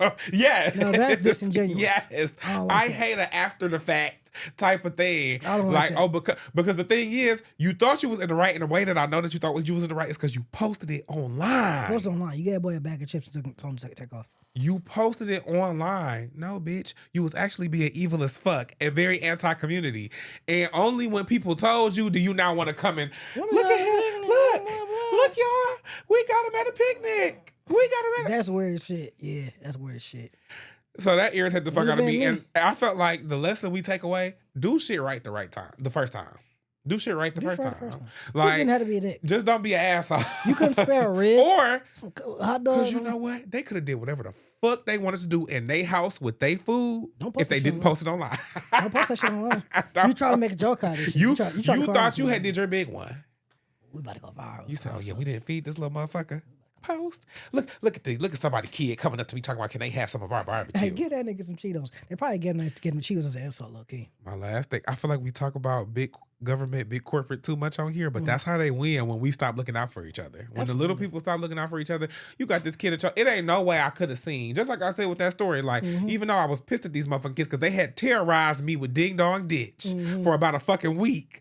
When I heard that little boy talk about he was hungry and shit, I said, let me get these little motherfuckers some food. I can't wait to have niggas I could look out for. Let me chill. You do want kids really bad. I ain't gonna lie though. I was gonna be what you call so whenever man, I gotta get you updated. The nigga across the street from me. Oh, because No, I'm trying to think last update, your neighbor. He went to jail, right? Holy fuck, I told you about that? Yeah. He went to jail, yeah. He went to jail. Was he beating the son or he, I thought the lady came and told you he tried to jump on her son. And that's why. Oh, that one. No, Oh, that was you different. talking He about didn't go to different. jail for that. Oh, He didn't go to okay. jail for that. Okay. When he was talking shit to the lady's son. They came back, she fell, bust her head and shit. She was bleeding. He went back in the house. I'm like, oh, this nigga's a piece of shit. And we literally came out and helped her. You know what I'm saying? I just seen her walking, stumbling. She laid out in the neighbor's grass. Right. I'm like, yo, you need help, nigga? So I'm gonna get my pops. I'm like, hey, nigga, she laid the fuck out. We need to do something. But okay, so we at the crib one day, right? A few weeks ago. Little Paul Dukes. She like, come downstairs. Look at this shit. There's 4 cops out in front of the crib and shit. He get walked out in cuffs. I forget. I don't know what she said he did. But like, he gets locked up, taken away. We're like, oh, well, guess it's the end of that, right? So they get a divorce and shit, right? Day later, knock on the door. Boom, boom, boom. Hey, did y'all cameras pick up anything? This is the wife. Y'all cameras pick up anything? Nah, what happened? Somebody stole our car last night. This nigga stole one of their cars. And that's why he went to jail? No, he went to jail before that. I guess this is a couple days later, rather. Oh, okay. I guess he bailed out. So he went to jail, bailed out, came back and stole the car. Came back and stole a car. Bitch, nah, your neighbor wouldn't move fast enough because them locks would have been changed, baby. So, like, she's talking to us, right? Because, like, he was always really fucking weird, right? Okay, Yeah, I didn't, right? Yeah, alcoholic. Yeah. I didn't like him because the way he used to pick on the son over there. Right. Because the son was autistic and shit. Because Caleb went to school with him. Oh. He used to be fucking with him, bro. Like, telling him, oh, go home, blah, blah, blah. Remember, bro, he walked off down the street. You know what I'm saying? Because he just kicked him out on some shit. And, like, I'm like, yo, that little nigga come back? It's type of shit, you know what I'm saying? Like, I remember, man, he was on some shit. He wilding, bro. He got a dog, man. That dog was about to get that ass. That dog was about to get that nigga, bro. And then the son, he holding him back. Whole time he holding the dog back, he still talking shit to the little nigga. Like, bro, why you talking? This little boy can let that dog go. Okay. Like, and should have. Bro. You know, dogs know evil. Absolutely. Okay. But, yeah, so the neighbor, she talking to us. She like, oh, long story short, which we kind of figured anyone to do was racist. Yeah. He was like, oh, I don't want nothing to do with them. Don't interact with them, this, and that. And being a fucking weirdo. Right. Like, no surprise there. Drunk alcohol, fucking alky who has to move in with his new wife, whatever. Right. Yeah, no surprise there. Okay. But yeah, that's how I ended it. I'm so glad we saw him get marched out in cuffs, and he never saw no shit like that happen to us. We won in the end. We won the neighbor war. Look who's getting marched out in handcuffs. Who's the stereotype now? Oh, this next story. So we talked about a judge who's a freaky frog. Now it's the landlords.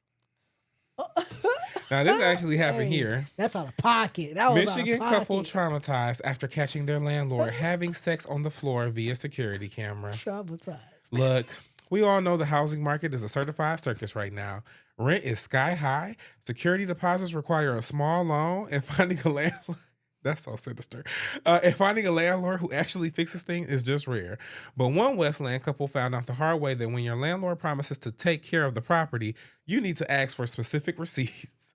Javon Crawford and his wife thought that they were getting a classic run-of-the-mill landlord favor. The owner of their rental home had agreed to come over and clear out some dead birds from the attic. A little creepy, sure, but hey, maintenance is maintenance, except the landlord wasn't hunting down stray pigeons. He was hunting down a completely different kind of action. The tenants were actually away at the hospital with a sick relative, a stressful situation, of course. That stress multiplied by about 1,000 when the wife's phone started blowing up with motion alerts from the indoor security camera.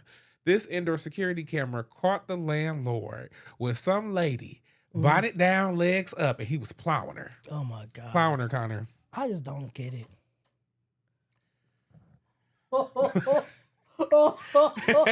He was plowing her.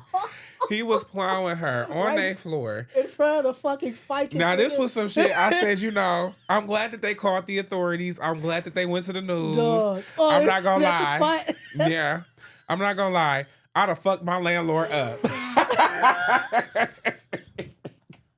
He did it right in front of the computer, bro. Right in front, like the camera right there, Bro. catching it all. Oh my God, bro. In 4K. It's right there. It's a big ass. Oh my God. Okay, listen, bro.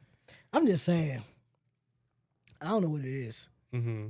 Where it's just like, keep it in your fucking pants, bro. Bro, people are so nasty. You couldn't just fuck her at your house. Like, and these, like, what? People are so nasty, Wild dog. as hell, bro. People are so damn nasty. Trife as fuck. And I just will never understand it. Like, first and foremost, I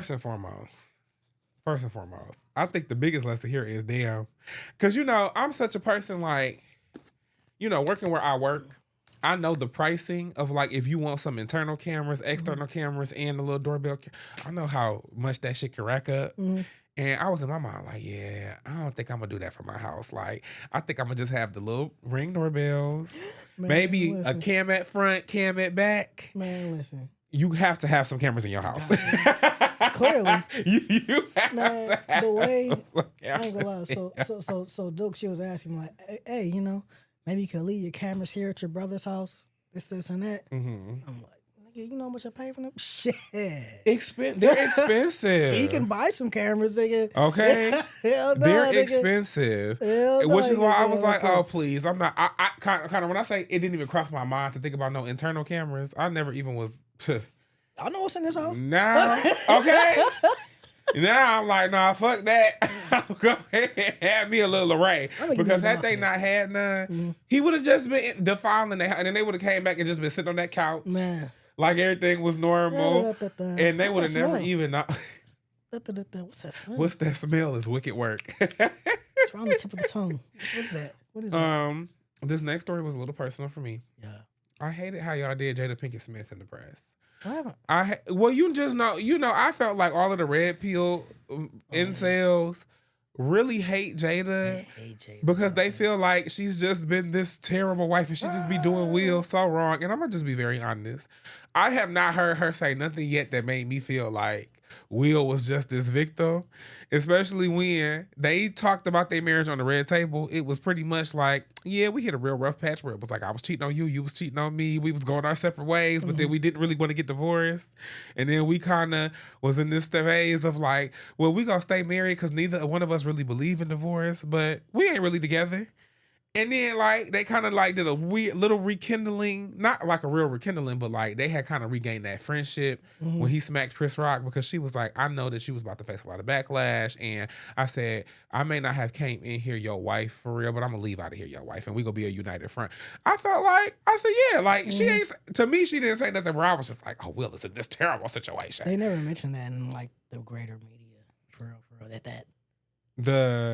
that she stuck up for him, low key, I guess. And my thing is, she said that on an interview when she was promoting the same book that they was mad that they felt like she was saying so much terrible things about him. That was the same press tour. So I just felt like it was very one-sided in the way that they wanted to come at her.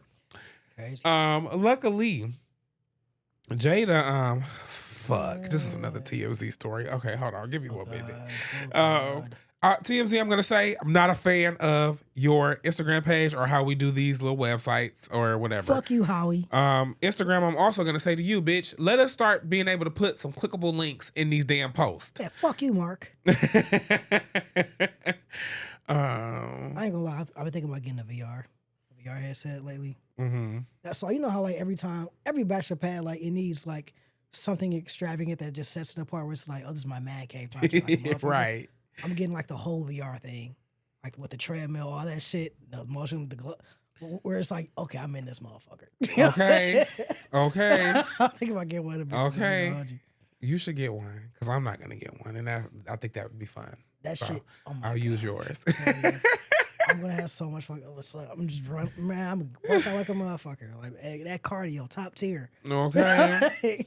So Jada Pinkett Smith, you know, like I said, I felt like the red pill and the incel people kind of tore her apart, which then gave way to let people say the most slanderous shit about her. One of Will's friends, let me see. Give me 1 minute. I'm trying to remember what she sued him for. She sued him because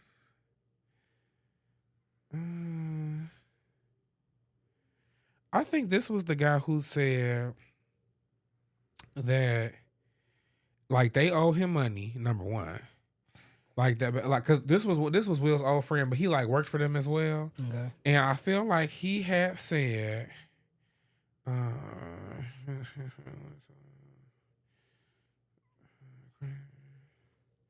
go ahead and talk to the people, Connor.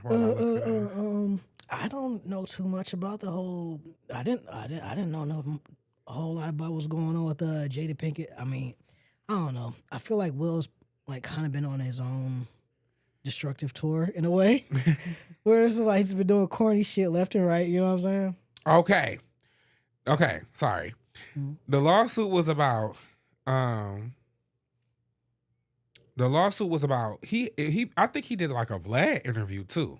Oh, like, I think it was like a Vlad interview though. But basically, this old friend who used to work with the Smiths basically was like, yeah, you know, they be doing this and doing that, and Jada be fucking everybody. And Will, I walked in on him. He was getting his back blown out by Dwayne Martin, and just saying all this crazy shit, right? Now, do you know, you're going to know this meme, Connor. I use this meme with Jada all the time, where she's walking to the car and she goes, we suing. And you see me use that meme. That was in response to the friend. Yeah. She has just won that lawsuit. She's actually won over $30,000 in legal fees that he has to pay. And then they did successfully, I think, push and reinforce the cease and desist. So he can no longer talk about the Smiths. Shit. Yes. That's the thing. Niggas be lying on Vlad all the fucking time, bro. And I thought I wanted to highlight that story because y'all be actually talking about Jada crazy in these streets. And I don't feel like Jada is no bad. Like, what has she done? Yeah. Like, did she kill Will Smith? What's the last movie she was in? I feel like I ain't seen her since The Matrix, bro. Girls Trip, maybe? Oh, yeah. Was she in the Girls Trip? Girls Trip. It was her, Regina Hall, Queen Latifah, and Regina Hall. Yeah, Regina Hall. She's so fine. Queen Latifah and Tiffany Haddish was Girls Trip cast. I think that was the last movie I seen her in. I feel like. Yeah. Yeah, Regina fucking Hall. She bad as hell, bro. One of the baddest. God, both of the Reginas, Hall and King. I'm sorry, but I feel like Regina Hall does not, like, people know she's bad. I feel like she does not get the respect she deserves for how bad she is. Regina Hall? Yes. I can see that, but you know why? What's up? She's always been so funny. She's never really painted herself as like a sex symbol or like the. She's always doing the goofy shit. Yeah, she's always doing something like funny or whatever. But she's a beautiful woman. Man. Beautiful woman. Woman sentenced to 18 years in prison after throwing dynamite at her boyfriend while he was asleep and blew off his head. I labeled this story. Everybody is fucking crazy. That nigga said, I said, bitch, where did you get dynamite? Are you a fucking minor? Sorry. But M-I-N-E-R, y'all. I ain't gonna lie. What? M-I-N-E-R. You can get dynamite. What are you, fucking cartoon character? You getting it from Acme Industries? Like, where the fuck are you? It's a wild ass purchase. It's a wild ass purchase. But like, low key, I ain't gonna lie. I've got my hands on a stick of dynamite before. Okay, Wile E. Coyote. Like, how the fuck do you? What did you need dynamite for? It was 4th of July, so like everybody wants some dynamite up. Yeah, like. People like you make me realize why when I was young, my dad used to have these big ass fish fries and shit. My neighbor used to call the cops on us. We set off so many car alarms, bro. I would have called the police on you. I'd have like said, niggas coming outside, they're like, bro, I thought that was a fucking shotgun. What right. Yeah. After a heated argument inside his apartment, the boyfriend asked Waddell to leave. Thinking she did what he asked, he went to bed only to be awakened later by a hissing sound and discovering a stick of dynamite nearby. In an attempt to get away from the explosive, he tried to throw it out the window. No, baby, you go out the window. Let me shut up. You don't pick it up. He tried to pick it up and throw it out the window, but it detonated in his hand, resulting in the loss of his hand and part of his arm. Oh my God. After the explosion, he managed to flee to his driveway where he saw. You should have fled to your driveway off. You should have just let it explode in the room. Where he saw Waddell leaving. Emergency responders rushed him to a local hospital where he underwent surgery to amputate his injuries. Apparently, Waddell had threatened her boyfriend with dynamite several times prior to the incident. Okay, because I was just thinking, like, Sherry, did you just have dynamite for this? She was arrested the next day and later convicted of assault and criminal possession of a weapon. She just had dynamite? She really thinks she Wile E. Coyote for real. She said, hey, nah, don't make me go get my motherfucking stick of dynamite. Dog. She said, all right now, calm that tone. Chill. Before I go get my dynamite. Before I go get that TNT. That dynamite was fucking dusty as hell, bro. She probably had that one stick for years. She said, oh, he done did it today. Hey, I ain't gonna lie. How many times did Shorty gotta throw you with dynamite before you really believe, like, oh, she really got a stick of dynamite? I'm gonna be so honest though. I wouldn't have believed the threat either. Because, bitch, what are you talking about? What the fuck are you talking about? I'm not scared of no. I'm a regular human being. I'm not scared of no fucking dynamite. Why would I be scared of dynamite? How did she get back in? Did she have like a key to this nigga house? She told him she left, and I guess he didn't like actually see her out, but she told him he left. He was like, get out. She was like, okay, fine. He thinking she left. He took his ass to bed. She had to stick a dynamite in the house. That's why she was so comfortable making the threat. She's like, all right, now, when I go uncreak this floorboard. Hey, that's wild as hell. A shorty hides a stick of dynamite in your house and like for months, potentially years. Baby. She was ready for his ass. She's just ready to blow your shit up. She was ready for his ass. I'm sorry, that's the funniest part of the fucking story. She had threatened him multiple times before. She said, okay. She said, keep fucking playing with me. Keep fucking when I blow your ass up with my dynamite. And you know what? I'm not even mad at him for laughing it off because I'd have laughed it off too. Yeah. Fuck ever. Right. But everybody is crazy. Like, everybody is crazy nowadays. So now, y'all, when somebody says, bitch, I'm about to go get a stick of dynamite and blow you up, run. Run. Dynamite. Take clean off. Because they probably got it. Listen, I ain't gonna lie for that. I'll take that shit serious. That's the thing. That's the thing fucking with crazies. They'd be fun, but like, they really be crazy. Cause like, I still think no matter how crazy she was, though, I would have never ever in my mind said, dynamite. Yeah, she got some dynamite. Bitch, who are you? Dynamite is like some out of everything you could assault a partner with. Dynamite, I wouldn't have expected it. I'd have been in my mind like, this bitch probably got a firecracker. Okay. All right, she gonna set this bitch off. She gonna set it off. Dog. No, this bitch had a real stick of dynamite and it blew his hand and arm off. Dog. He's about to be an amputee for the rest of his life.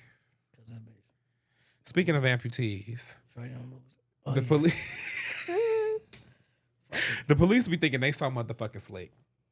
Florida amputee has case dismissed after court cites lack of evidence in traffic stop where officer accused her of holding a device in her amputated hand. Now, the story here, y'all, and this lady has actually been documenting this for quite a while now as she's been fighting the case. The police pulls this woman over. They say that she was, is it reckless driving or reckless endangerment when you're... Once. Either way, they said that she basically was not paying attention to the road and that she had her cell phone in her hand, her right hand the whole time. Y'all, this lady is an amputee. She does not have a right hand. So the police was so confident lying about the situation, they was going to take it all the way to court. Now, if you ask me, this was a quota thing. Like y'all was trying to meet a quota and y'all said, let me pull this random chick over. And y'all, but this why, the reason I want to highlight the story is because the police think they slicker than fucking oil. Man, I really don't trust cops at all. That's like that one shot I sent you this morning. It's okay. Okay. There was a video, I guess, I think it was in Minneapolis, right? There was a curfew in place, right? And, and they was just shooting at the kid. Yeah, I did see that. So they were using less lethal rounds, and they were shooting at some pedestrian. Someone they would tell them, like, go home, shit like that. But they're doing this from an unmarked car. Right. So they're riding around in an unmarked car, literally shooting at people, and someone shoots back. Right? He's like, yo. Hello. Like, because I don't know what the fuck going on. What the fuck? I just got hit by something. Right. I don't know how the gunshot feels. I think I just got shot, so I'm going to send him back. Right. They running down on him and break his jaw and shit, right? Johnson, they broke his jaw. But the charges get dropped. Because they tried to charge him with attempted murder. Charges got dropped because they're like, the judge is like, so y'all were riding through the streets of Minneapolis in an unmarked car, shooting at civilians, and he shot back because you shot at him. Like, yeah, that's not attempted murder. In fact, what the judge should have done was reverse and said, and actually, I'm charging you with attempted. Like, this is fucking assault. Okay. This is definitely assault with a deadly weapon, low key. The fuck, like, police think they is so slick. You really do got to dot your I's and cross your T's. But I think this is a bigger lesson of, y'all just follow the rules. And I know it's hard. And I know, like, you know, at the end of the day, y'all be in your individual car and you say to yourself, I'm going to just check this text or check. But don't even give them no excuse, because watch how quick they'll lie on you. And you could go and say, no, actually. Watch how quick they'll lie on you and look how fucking stupid they can be. Because someone was like, hey, it's a good idea to just shoot at civilians in an unmarked car. Yeah. It was like, yeah, let's do that. Terrible idea. But yeah, they're like, yeah. But absolute power corrupts absolutely. And I just feel like when you are in that position where you feel like you are the law, yeah, it never ends well. Never ends well. Now we have a nice little update. Yeah. Last week we did talk about the WWE. Yeah. And their questionable new little policies. Yeah. WWE has asked multiple wrestlers to take pay cuts, and several have agreed. Brian Alvarez confirmed on Wrestling Observer Radio. There were several people who were asked to take pay cuts, and they took them. Probably as time goes on, there will be more of these. The New Day declined and got their release. Meanwhile, WWE President Nick Khan's pay rose 304% to $24 million. His rose? It rose. Oh, fuck that. 304%. We gotta start watching AEW again. I'm watching AEW again now. That's the solution. I've been doing that, and I've been using what you call VPNs. Oh, because I'm not paying for ESPN Plus. Fuck out of here. And you shouldn't. No, I'm not gonna lie. ESPN.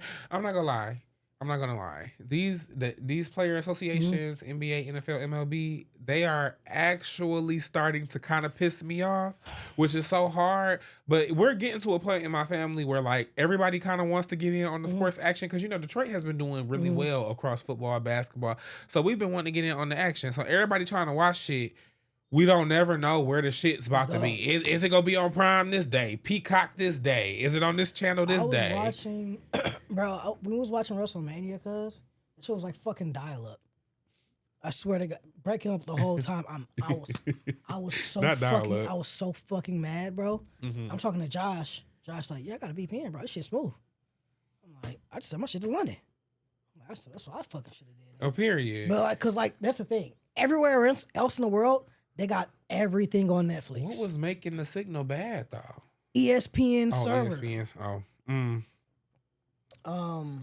So yeah, I was very upset with that. But yeah, WWE, we gotta leave them. We gotta leave them behind. It's time to get back to AEW. I think I need them to make a move. Honestly. Period. I don't know too much about wrestling, so I was gonna leave it up to you to kind of. Yeah, it's some fuckery going on. Like I said, bro, they need to unionize. They need to get with that Actors Guild and like throw some weight around because they're getting fucked. Everyone's pay gets slashed, but like this nigga's pay rises how much percent? You said 300%? 304%. His pay rises 304%. Meanwhile, everyone else's shit gets slashed. Or during a time where fans are saying this is arguably like the worst WWE has been. Fuck them. Get the fuck out of there. 304%. Get the fuck out of there. Go to the actors. Go to SAG. Get your union going. Somebody got to bite the bullet. It got to be Cody or Roman. One of them got to do it. Roman's not I going don't to do think it. I did this math right. Hold on. Oh, then I gotta subtract this. 72. But that doesn't make any sense. I was trying to see what his previous pay was. Roman. So if it rose to 24 million and it rose 304%, you move the decimal point over twice. You multiply it, right? To get the percentage. The final boss. I don't even know what the fuck the Rock is doing there. Hold on. What? 304% of 24 million. But yeah, wrestling's in a weird place, man. I don't lie to you. Well, lately I've been wanting to watch like a lot of the indie shit lately. GCW. Matches. I saw them recently. And a lot of good fun. A lot of blood and everywhere. Blood and broken glass and shit like that. But it was fun. Okay, period. I want to encourage all wrestlers to unionize. Unionize, yeah. Because I can't even imagine doing the body breaking feat that it is to like get up there and wrestle. Then it's not even like you doing all this body breaking stuff, this stuff that's wearing your body down, and then the whole time you have to be in this persona, and you got to act and do all that shit, and then you bitches come in talking about price cuts and you can't get this pay, and then meanwhile this motherfucker's pay is rising 304%. Unionize. As someone who's in a union, hey dog, that shit's lit. I'm gonna be honest. We need a general workers union. Like we need a general like if you are employed, got to get that power back, bro. Union. Because I think about my job. I love that you're in a union because in my job that we unprotected as fuck. Listen, they can't unless I break the law.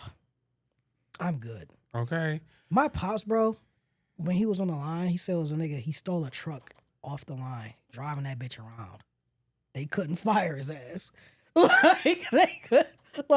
them unions, they don't play, bro. They don't play. But that's why you have so many union busting efforts because the unions really do come in and protect employees. And I feel like companies hate nothing more than when you're protected and they can't just kind of do whatever they want or tell you to do whatever they want.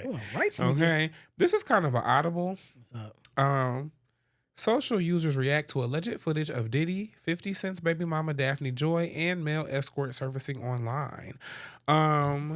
Yes, there is actually a whole sex tape floating around online that has 50 Cent's baby mama's, that allegedly has 50 Cent's baby mama Daphne Joy, allegedly, in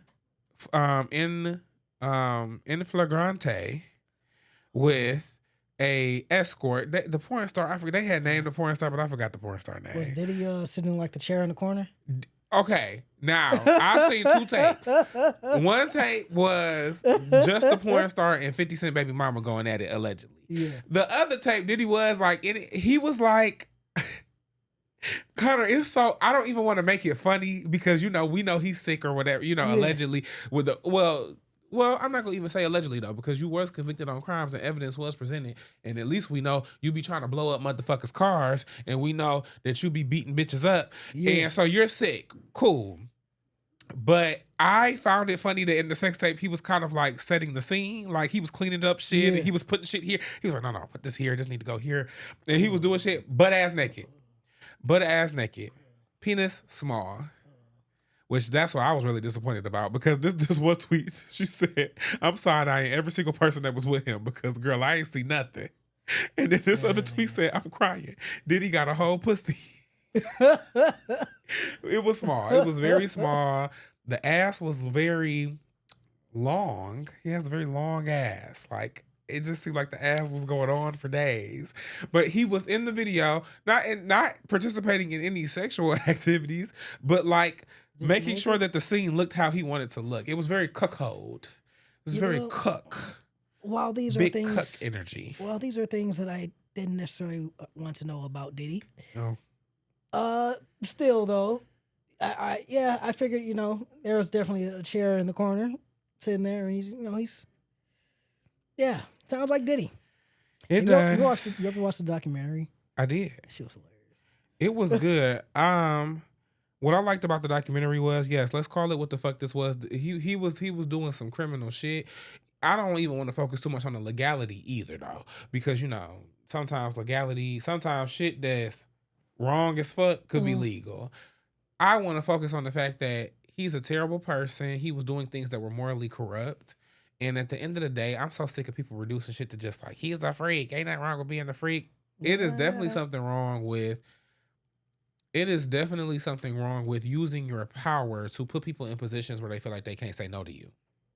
Mm-hmm. So yeah, that was an audible. I did forget that. I did see that tape this morning, but it just really, because I've been done with Diddy. Like once I seen the video of him beating up Cassie, we parted ways. I blocked him, muted his name, blocked his kids. I ain't gonna lie. I was done with it all. I ain't gonna lie. Sometimes I still go back and rewatch Making a Band. Connor's part of the problem. No, I'm joking. I'm just saying, Making a Band is kind of hilarious. It's kind of. I hope that you're using one of them VPNs because don't give him no streaming dollars. Oh no, I'm not watching that on. I'll watch it on YouTube. Okay. I mean, allegedly on YouTube. I don't want that shit taken down.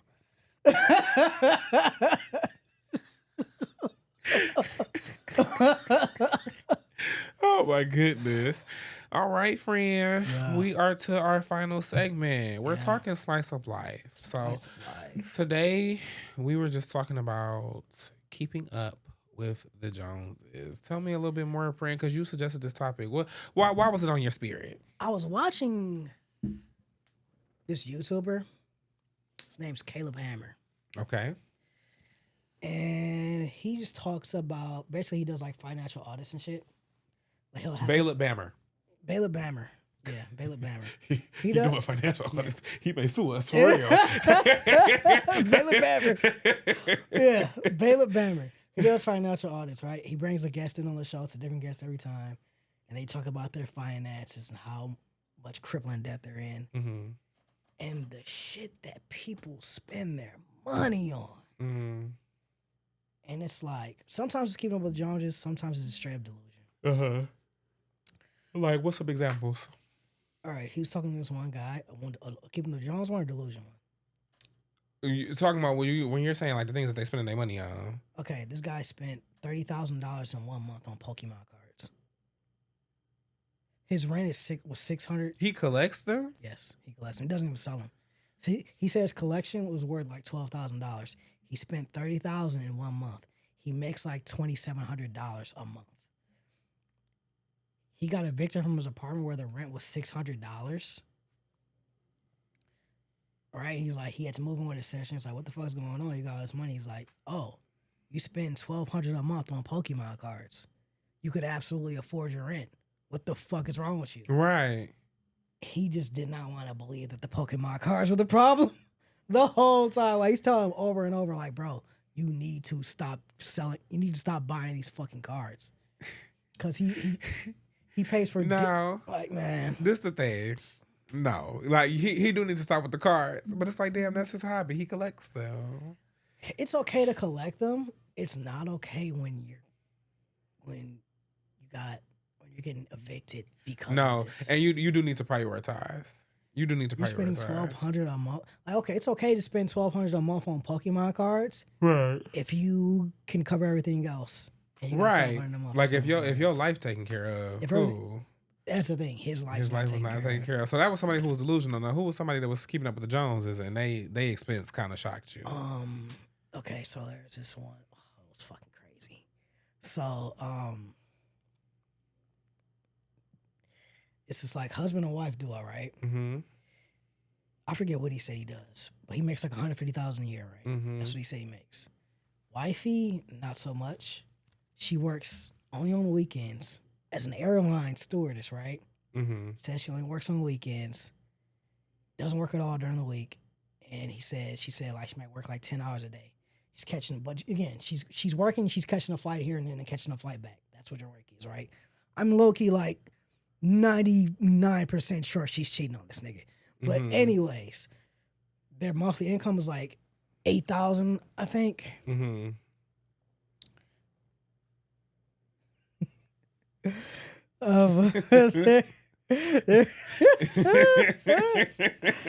So their monthly income's like $8,000, right? Because she doesn't work at all. Expenses is like 12. Mm-hmm. They're spending $12,000 a month. He makes $150 a year. And their monthly income is $8,000 together, and they spend 12. She's spending all the shit on just random On shit. like what? She bought a fucking $6,000 water purifier from her dad. Put down, she's trying to buy a house in Palm Beach while they already have a house. The husband's like, I don't really want a house. Paying to put them in some daycare service. Meanwhile, she's a stay-at-home mom.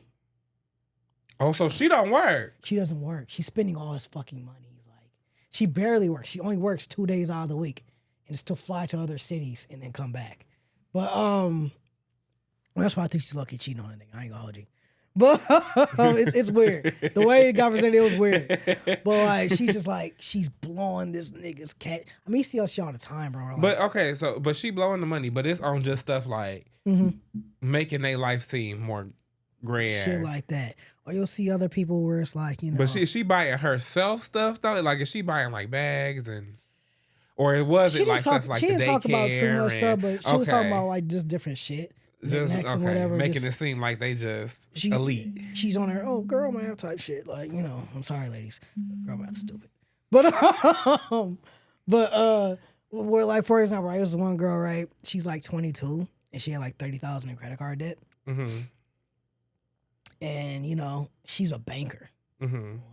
He's like, yo, why do you keep on maxing out your fucking credit cards? She's going over the limit on each and every single credit card. Oh. Each one. She's 22. 30,000 in debt. Oh, that's the problem. 22. She's 22. But he's telling her like, yo, like, why do you keep maxing out your How credit old is cards? he? I think me and this nigga are like the same age. So we're like 32. 31, 32. So he 10 years older than her.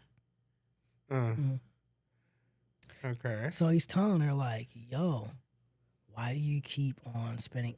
Like, why do you keep on maxing out these credit cards? Well, they sent them to me. This, and that. You married and impregnated a 22-year-old. Oh no, he didn't do that. No, it wasn't his wife. No. I thought you said that was a married. No, I'm talking about a different girl. Oh, got you. This is a different girl. Okay. No, so this other couple, they got 2 kids. He's 36. She's 34. Oh, okay. Yeah. Okay. So, my bad. Yeah. But yeah, they're getting super expensive with their shit. But they had I think they said they had like $500,000 in debt or some shit like that. Mm-hmm. The thing is, they could slick make it. Mm-hmm. Wifey just gotta stop spending like a fucking idiot. Right. And what was she spending now? Just all kind of shit. Again, like $3,000 fucking water purifiers, trips, I don't think she was spending money on trips, but mostly like restaurants, shopping, stuff, shit like that. You know, she just kind of living her luxurious life. But it's like, this nigga's like, yo, I make $150,000. Like, hey, I don't know if you know this, but like that's kind of average nowadays. Like, which is so sad. That used to be a lot of money. $150,000. What? That bitch. You making $150,000 a year, baby? You was really well off. I pull up in a fucking Charlie. Like, okay. That was the goal. The goal was always like, oh, I want to make a 6-figure salary. Now you be like, you make that 6 figures. I will say though, it do kind of depend on your lifestyle, and I do also just think. No, don't get me wrong though, because it's wrong that it does depend on your lifestyle. Because back in the day, it didn't. If you made 6 figures, you kind of you were doing well, and. Now though, it is kind of like if you make 6 figures, baby, don't think you about to have no family. If you make 6 figures, it's like, okay, now you can make a way.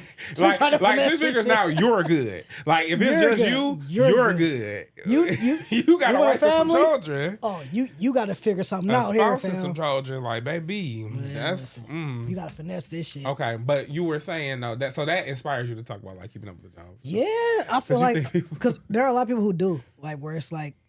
You see a lot of people, because there was a lady, she bought like a $500,000 house. And like she could not afford that shit. Now, how'd she get approved? She was married at the time. Got you. Got divorced. She was married at the time. They bought a $500,000 house. And husband didn't want it when they divorced. She didn't want it, but she kept it. And like her mortgage was like $3,000 a month. Silly goose. Because what you were supposed to do, if y'all both didn't want it, y'all was supposed to sell that, split the profit, and then you use that to start over. But the thing is, I'm seeing this shit, right? I'm just watching. I was going all down the rabbit hole, right? Mm-hmm. They was talking about, like Gen Z, millennials can't afford houses. Yeah. And I'm looking at this shit like, I just bought a house, but at the same time, I'm looking at it like, look where I fucking bought a house. And it's like, don't get me wrong, like, hey, I like the house. I love the manifestation. I love the house. Your ass ain't even put an offer in. You talk about I just bought it. I'm saying, I'm buying a house, but at the same time, I'm just like, it's just like. I love that though. I know where I'm at. Right. And I'm like, I know myself enough to know a lot of Gen Zs and millennials probably wouldn't want to come here. They wouldn't want to live where I'm about to go. It's a nice neighborhood. I think it's pretty dope. Do you not think so though? I don't know. I'm noticing more people. I feel like people want to be like typically nice. They want to go to a neighborhood where everyone knows I see it's what nice. you're saying. Yeah. Let me go to Farmington. Because that's what I'm noticing. Like a lot of people more so want to live outside of Detroit. They want to live in the thing. Novi's and the Farmington Hills. Or if it's Detroit, they want to live downtown. Hills. Yeah. And that's if it's Detroit, you just kind of hit me with a little bit of a stray. No. But I'm saying that's what it is. Where it's just like a lot of people. I feel like Gen Z's and millennials like, we can't find houses. It's just part of it kind of do be you can't find houses where you want to go. Right. Which is fair. Right. Because I don't want to move to no super dangerous neighborhood either. Yeah. But I feel like I was watching the videos. I also do feel like don't give these bitches no excuse though. We can't afford houses because houses are $1 million. We can't exactly. But that's the thing. And I'm saying where these niggas they're buying. No, don't get me wrong. No, you can find some steals. Yeah. But the reality is, I don't think, from my experience, some of my clients was looking in perfectly reasonable. They lived here and they wanted a house where they lived. Yeah. And them houses was fucking cashing them out. They couldn't afford. You know what I'm saying? Yeah. Like, don't get me. I get what you're saying because what you're saying is like the house is already $1 million, and then you bitches is looking at $2 million areas. That's what you're saying. What I'm saying though is, shit. Even if them bitches was to turn their head and say, "Well, I'm gonna look at somewhere a little bit more reasonable," it ain't gonna be that damn more reasonable. It ain't a whole lot of places, dog. I ain't gonna hold you. And that's the thing, man. I'm looking at shit. And niggas buying like $500,000 houses, and I'm like. Nigga, you want a $3,000, $4,000 house note? You want that shit? I'm just saying, bro. You gotta be able to save some cash, bro. You do. It's hard though, too, though, because I'm not even gonna lie. Even now in the $100,000 to $300,000 range, even now you still could fuck around and get at least a $2K mortgage because the rates is so damn high. Man, your credit gotta be impeccable, dude. Yes. So I don't know. It's just I feel you on the keeping up with the Joneses because as I get older, well, number one, I've always been kind of an individual. Mm-hmm. I never really kind of gave a fuck. Yeah, I never gave a fuck. If I was doing what everybody else was doing or if I was on the new trend or I never really cared. But the older I get, I think the more it do kind of, now I start to kind of get annoyed when I see somebody who is really trying to like keep up with what everybody think is what you should do, or I'd be like, that shit look kind of corny to me. You know what I'm saying? Yeah, Like you just doing shit because this is what you supposed to do, or oh well because everybody's gonna look at me and think da da da da da da. It's just like that shit actually starts to make me cringe. It's the thing about it is like now that we're older, we're seeing people go broke doing it left and right. Seeing people grow broke and then seeing people kind of rewrite themselves. That's what's starting to scare me. Is when I start to see people where it's like when I used to know you at least had a little bit of a slither of an individual personality, and I'm slowly watching you give way to what you think is gonna get you the response that you want. Like, for example, I've been saying the biggest recession indicator is that now everybody is a content creator. And that's no shade to us because we've been talking about doing content for years. We just had to get to it. But there are now everybody is coming out the woodworks like, I'm gonna make content. And in that content, sometimes I'm seeing shit where I'm like, now bitch, what made you make this? Because you don't even like this. Like I'm watching people that I used to know, like, bitch, you ain't even used to like that. How is you making content doing that now? But they think that it's the way to fast cash or it's the way to just go be the money. And it's like, that's so sad that you don't have no individuality, because that's one thing. I was literally talking to my Nana about this yesterday. That's crazy that this was the topic, because I was like, Nana, one thing I appreciate that y'all did when y'all was raising me was we were basically, I'm trying to think about what we was talking about that got us to this point. I think we had talked about somebody saying that somebody with a badass child was talking about, I was trying to keep my child away from riffraff. And I was like, they child is the damn riffraff. And my nigga was like, ain't that the truth? Because they was doing this and this and she was like, I'm glad you never did none of that. And I said, well, the thing is, y'all raised me to really be okay with me. Like, I never felt like I had to do what everybody else was doing. Like, I grew up with my cousins, so we would all play together and stuff. But when it would get to a point where I felt like my cousins wanted to do shit and I was uncomfortable, I had no problem being like, yeah, cool. So that translated. Like, going to school, y'all was never gonna convince me to do X, Y, Z. If I wasn't gonna do it myself, y'all was never gonna convince me to do it. So that was like my biggest takeaway, I think, from my upbringing was I walked out of that bitch an individual. I got a text message. Oh. But yeah, that's my thing. I definitely appreciate the way I was raised. We were raised structured and shit like that. But we were raised with just enough chaos to where we didn't give a fuck what the Joneses were doing. You know what I'm saying? And I'm like, yeah, this is fine. Also, because I do think it's important for everybody in life to learn that. Now, don't get me wrong, because I am a bitch that do like some nice shit. Money does buy happiness. Period.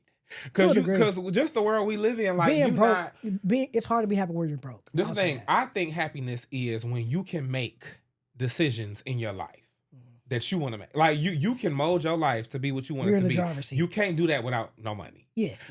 But you cannot equate happiness. You have to have your own goal for what happiness is for you.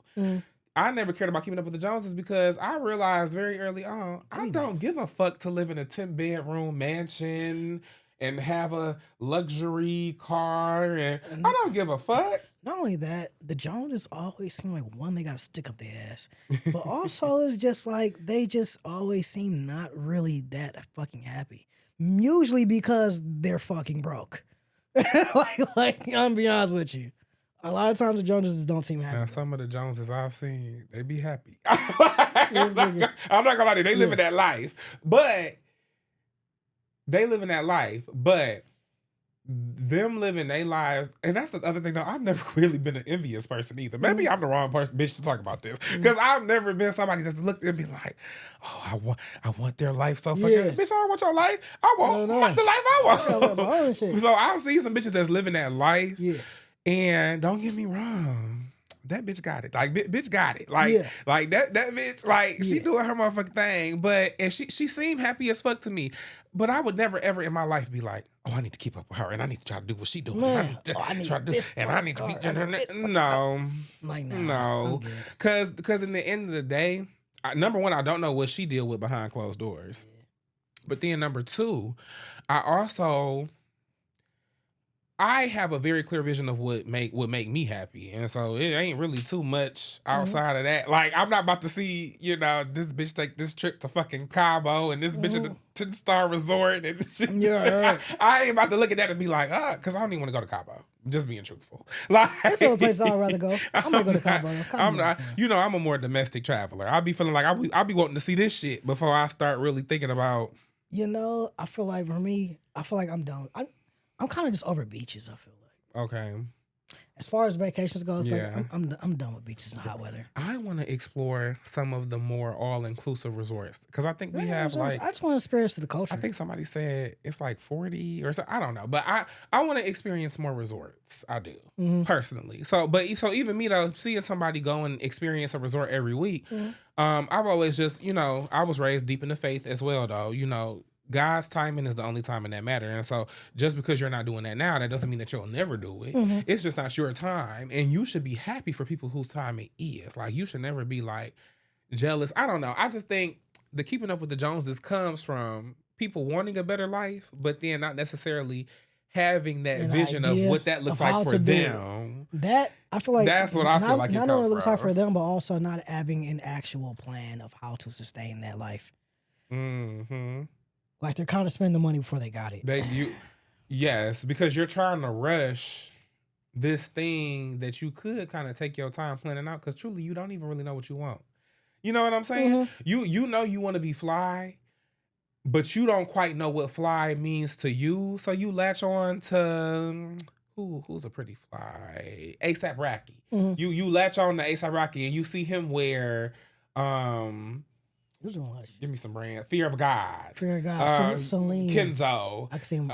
You see him wear these high fashion brands and say to yourself, I gotta get that. And so then you rush to buy the shit if you don't got the money to afford that type of wardrobe. But really, bitch, you needed to be at your local JCPenney like, what's the aesthetic I want to go for? Then what if I do this, because Shay, I've always been a little bit of a fashion girl, and it's never always been. It's not always been designer. Now, some of it has been designer, but that's because I like that shit. I love Ralph Lauren. I'm not even gonna lie. It's because I'm a little bit more preppy. That's my aesthetic. Like, Ralph Lauren is my aesthetic. Yeah. Outside of that, though, you ain't never seen me just. I had a True Religion phase. What other brand? I'm here for True Religion to go already. I had a phase. See, now I would definitely take a pair of good Levi's over True Religion, because the reality of it is I don't even be wanting my jeans to be that loud. I feel like Levi's are timeless compared to True Religion. It's timeless. Like, I don't know. I just my final thoughts on the Keeping Up with the Joneses is it is such a waste of your energy, because what you could be discovering is what your life looks like, or what your happiness looks like, what your successes look like. Sometimes a bitch will latch on, like I said, you latch on to A$AP Rocky, bitch, you trying to rap, you don't even like music. That's what I'm saying. So just do you. I think the more that that's a good energy to have though, of like, damn, I want better out of life, or I want a different level. That's great energy, but then you got to construct it to you, and you got to be like, you got to have a plan. Yeah, my moral of the story, I just feel like, don't try to keep with the Jones. Just worry about you. Worry about your own plan. Figure out how you are going to get to where you want to be. And more importantly, try to understand what you really want for yourself. Boom. Yeah. Well, y'all, this has been another episode of Hungry Like the Wolves. Peace out, your favorite son sees. It is big deal, not the little one. Watch us everywhere that you can stream podcasts. Yeah, rest in peace, Joel. And YouTube. Oh, you can stream podcasts on YouTube. Yeah. Okay, we're out. Peace.